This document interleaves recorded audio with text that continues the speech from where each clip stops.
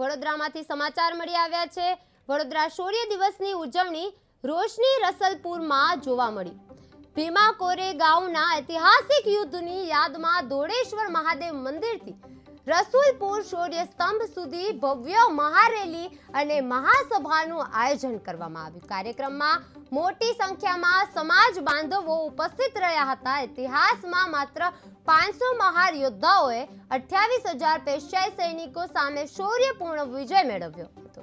અધિકારીઓની રક્ષા અને સામાજિક જાગૃતિ ફેલાવવાની જરૂરિયાત પર ભાર મુકાતો કાર્યક્રમ સર્વ બહુજન સામાજિક સંગઠન દ્વારા આયોજિત થયો હતો। ભીમ આર્મી, સ્વયં સૈનિક દળ અને અન્ય સામાજિક સંગઠનો એકતા દર્શાવતા ઉપસ્થિત રહ્યા હતા। મહારેલી અને મહાસભા શાંતિપૂર્ણ રીતે પૂર્ણ થઈ હતી।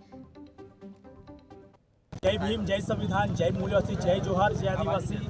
आज रोज शौर्य दिवस 207માં शौर्य દિવસની સાવલી રસુલપુર ખાતે ઉજવણી કરાય। ગુજરાતનો પ્રથમ અને ભારતનો બીજો શૌર્ય સ્તંભ અને જે 500 વીર મહારોની ગાથા હતી, જે 28,000 પેશવાઓ સાથે યુદ્ધ થયું હતું, એનું આજે આ સાવલીના રસુલપુર ખાતે ભવ્ય રેલીનું આયોજન કરવામાં આવ્યું હતું અને ખૂબ મોટી જનમેદની આજે જોડાઈ અને જનજાગૃતિનું અભિયાન પણ કરવામાં આવ્યું, જેમાં સામાજિક લોકો અને અહીંના ગામના લોકો પણ ખૂબ મોટી સંખ્યામાં જોડાયા। જય ભીમ।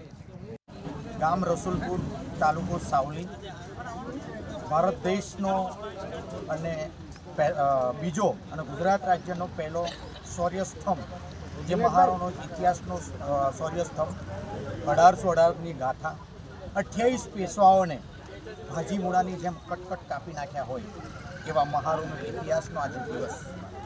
શૌર્ય સ્તંભ રસુલપુર ખાતે 2025 ત્રીજા મહિના માર્ચ મહિનાની અંદર અહીંયા સ્થાપના થઈ।